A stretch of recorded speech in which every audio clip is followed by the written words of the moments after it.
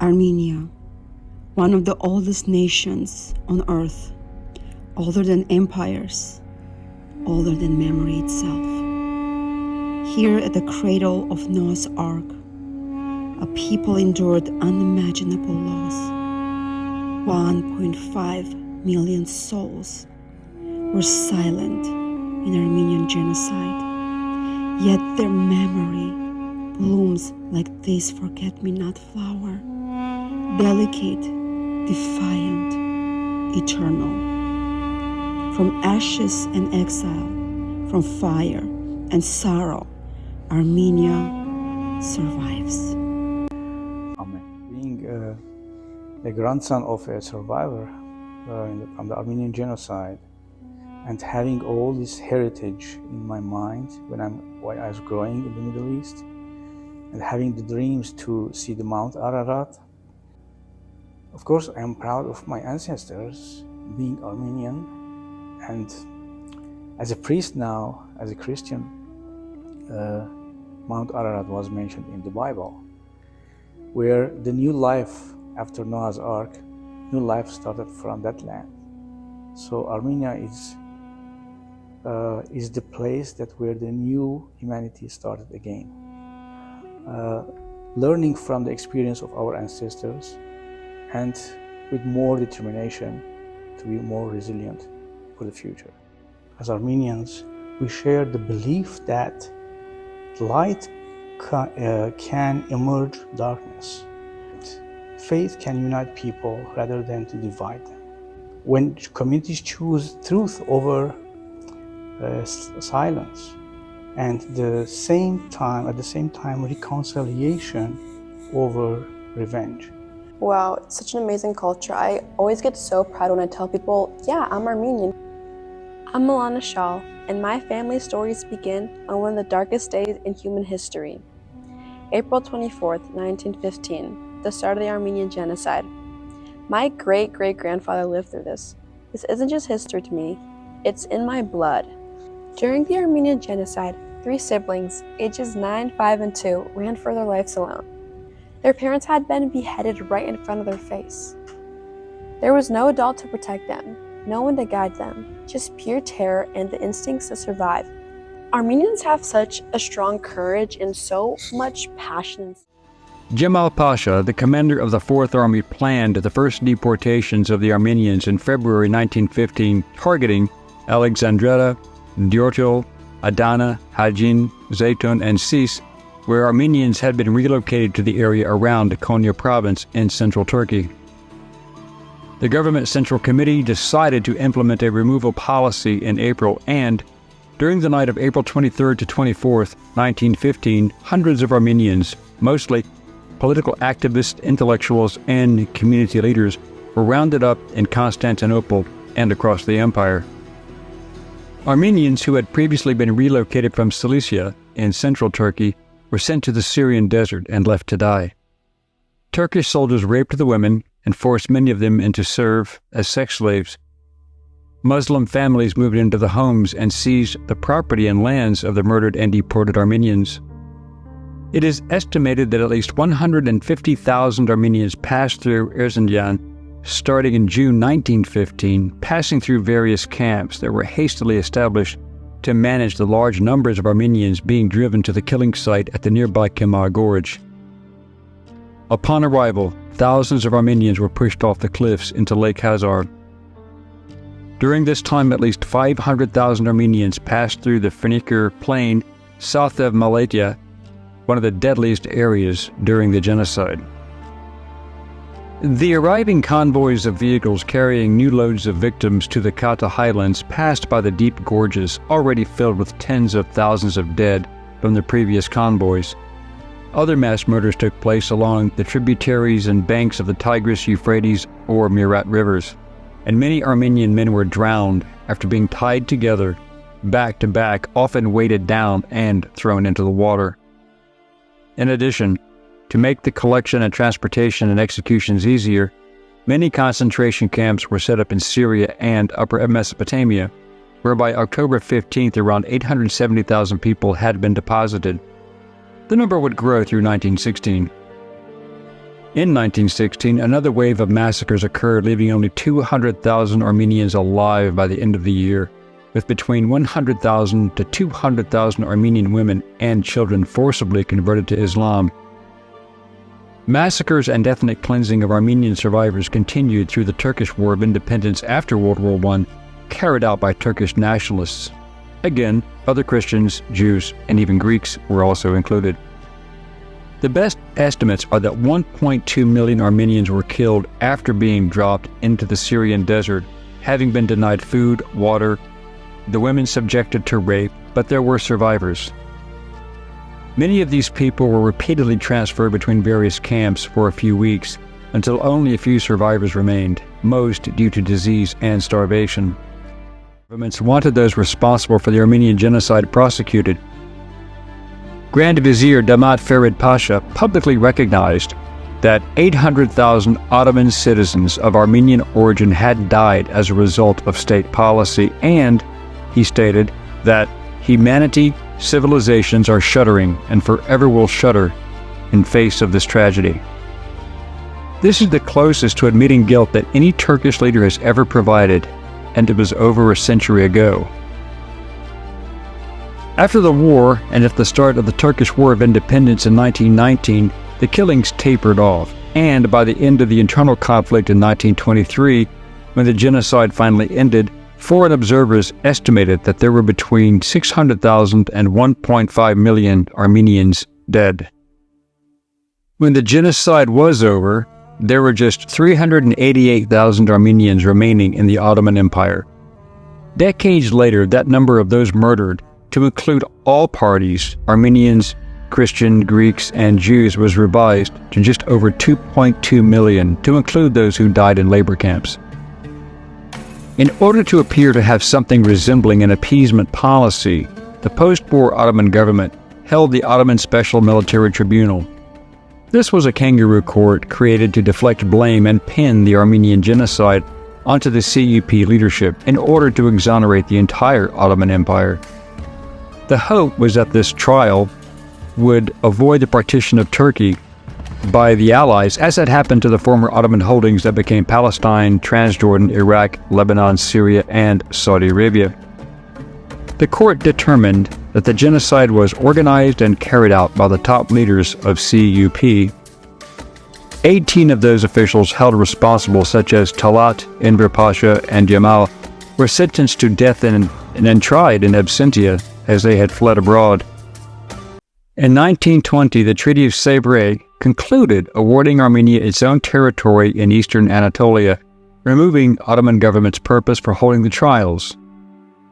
There was then, and still is, a widespread belief among the Turkish Muslims that the actions against the Armenians were not punishable crimes, but considered necessary and justified as security for the empire. Today, almost every government recognizes that this was indeed a genocide, despite the Turks denying that it ever happened. Armenians who were capable of escaping scattered all over the world, and almost every nation has some Armenian descendants of the tragedy. In March 2010, a U.S. congressional panel voted to recognize the genocide. To his credit, U.S. President Joseph Biden issued a declaration in 2021 that the Ottoman Empire's slaughter of Armenian civilians was genocide. In 2023, 34 nations declared this as a genocide. However, the Turkish government claims that the event never happened, claiming that the deportations were needed for its national security, and is therefore not a genocide. That is quite ironic, even when Adolf Hitler was impressed enough to follow much of what the Turks did to manage their undesirable problems. While Sharia law was imposed, the Turks still guaranteed non-Muslim property rights and freedom of worship to non-Muslims, for which they paid a special tax, but future events would put pressure on the Ottomans. Russia's victory over the Ottomans in the 1877-1878 war saw the empire lose parts of eastern Anatolia, the Balkans, and Cyprus. Following the 1878 conclusion of the Congress of Berlin, the Ottomans agreed to equal and more lenient treatment of Armenian Christians. However, there was no European oversight, so the Turks continued to oppress Armenians and other non-Muslim groups.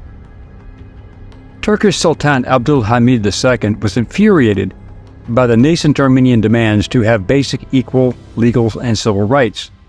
Hamid II stated that he would solve the Armenian question once and for all. Sound familiar? In 1891, Abdülhamid created the Hamidi Kurdish regiments to handle the Armenians. From 1895 to 1896, there were widespread massacres, with about 100,000 Armenians being murdered. Many of these acts were done by Ottoman soldiers and roving bands encouraged by the government.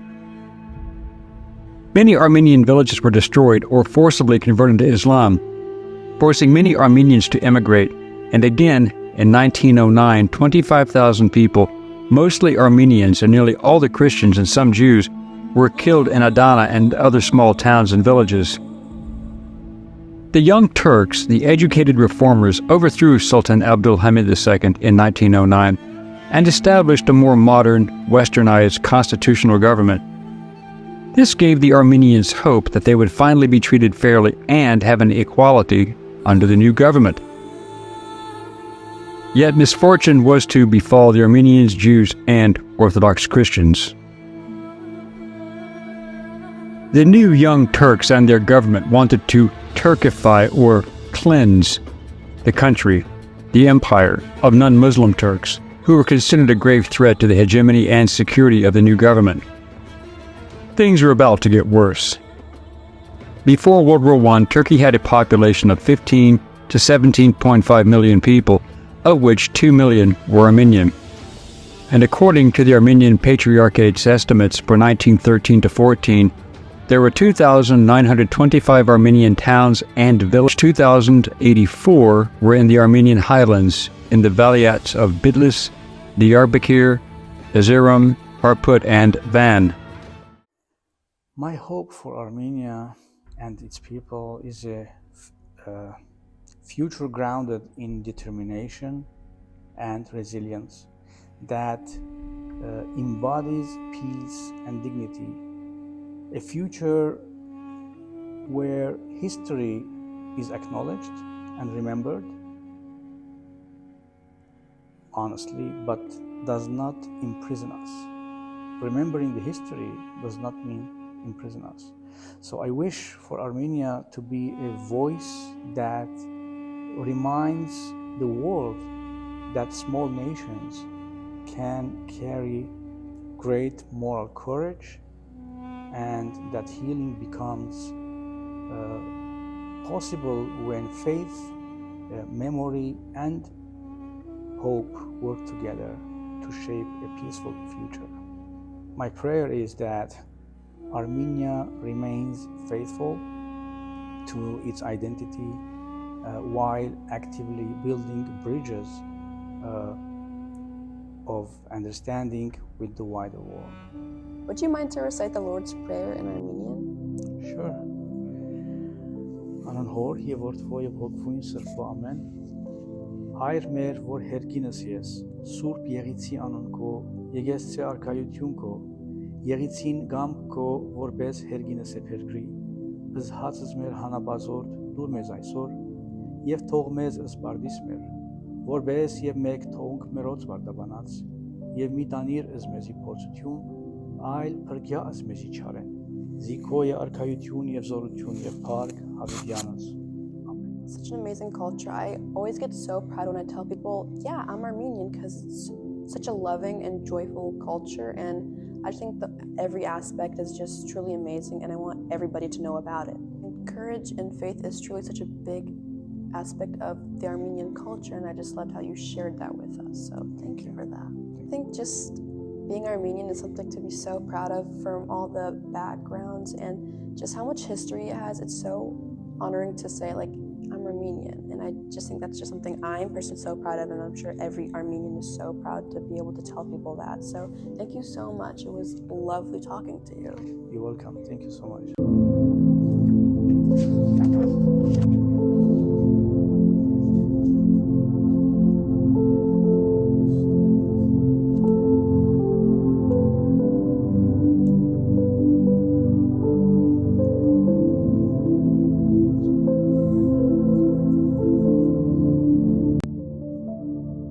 We Armenians, in moments of grief or challenges, always turn to practices that ground us in meaning and community.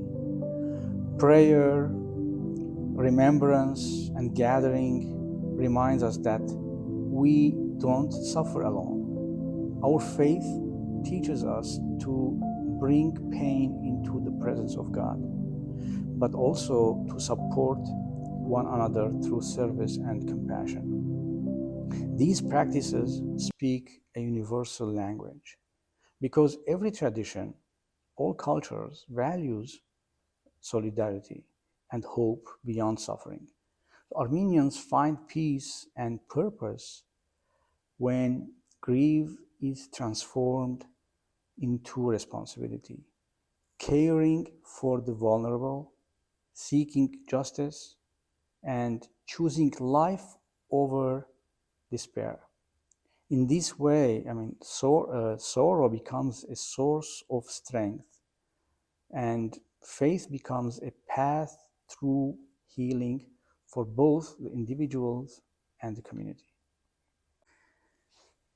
Talking about the joy and hope in this world, what brings me to the most joy and hope is how Armenian culture weaves faith, family, and hospitality into everyday life. Whether it is gathering around the table, passing down stories, or celebrating music, art, etc., these traditions remind us that community is sacred. They teach younger generation not only who they are, but also how to live with values and resilience. So, and of course, these values are universal. Every culture treasure family, memory, and generosity in spirit. So seeing Armenians in my community and other communities share their tradition openly, inviting neighbors and friends and of all backgrounds to celebrate, serve, and remember together, gives me a hope. It shows that our culture is not something we keep for ourselves, but something we can enrich the wider world and help build a more humane future. Talking about the joy and hope in this world, what brings me to the most joy and hope is how Armenian culture weaves faith, family, and hospitality into everyday life. Whether it is gathering around the table, passing down stories, or celebrating music, art, etc., these traditions remind us that community is sacred. They teach younger generation not only who they are, but also how to live with values and resilience. So, and of course, these values are universal. Every culture treasure family, memory, and generosity in spirit.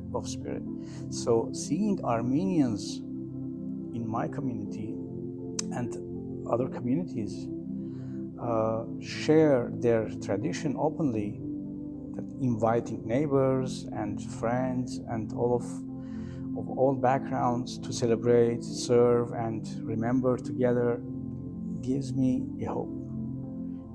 It shows that our culture is not something we keep for ourselves, but something we can enrich the wider world and help build a more humane future.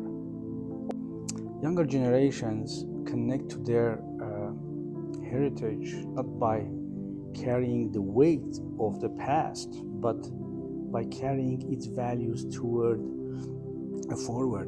When young Armenians learn the stories of the ancestors, they also inherit lessons of courage, faith, and responsibility. Heritage becomes meaningful when it inspires them to stand for justice, for example, and dignity in today's world. These values are shared across cultures and traditions.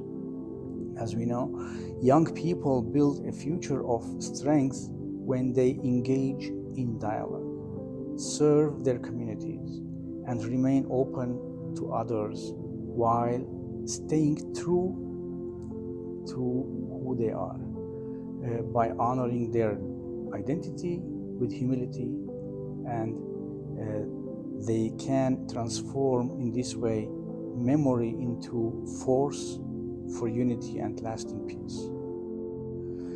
Yes, Armenians honor the past first by remembering truthfully and responsibly, because healing cannot exist without memory. At the same time, our faith as Christians, Armenian Christians, teaches us that remembrance must lead to love rather than hatred. So we honor our ancestors not only by preserving their stories, but by living lives rooted in moral courage. I want to emphasize here that forgiveness is not about forgetting or excusing injustice. It is about freeing the heart from the power of resentment. So healing comes when Armenians engage in dialogue and work alongside with people of all backgrounds to promote human dignity and peace. In this way, I think honoring the past becomes an act of hope, transforming pain into a commitment to justice and love for future generations. The Armenian genocide has profoundly shaped the Armenian spirit throughout the time, not as a story of victimhood, but as a source of moral responsibility. It has taught us that the importance of memory, faith, and unity. For Armenians today, remembrance is not about living in the past. It is about grounding our identity in truth while committing ourselves to a future rooted in justice and peace. So looking ahead, this legacy indeed challenges Armenia and Armenians everywhere to be builders of dialogue and of peace. And the memory of the genocide reminds us that silence in the face of injustice has consequences. I believe that our identity moving forward is shaped by a determination to honor the past by protecting human dignity, fostering coexistence, and ensuring that such tragedies never happen again. It was the first nation to accept Christianity as their religion, which is insane because now it's such a big and popular religion, and Armenia was like the original acceptor of it, which is just amazing to tell people that, because it's just such an honor to be able to say that about my culture and to call it my culture. So it's just something I'm really proud of. I want people to understand this. My ancestors survived genocide. I get to dream. I get to speak. I get to inspire. I get to stand in the places my ancestors couldn't. That is the power of God. Our story proves faith is stronger than death, hope is stronger than hate, and God can turn survivors into leaders. My family did more than survive. We rose, we lived, we created a new future, and today, I'm here to share that light with the world.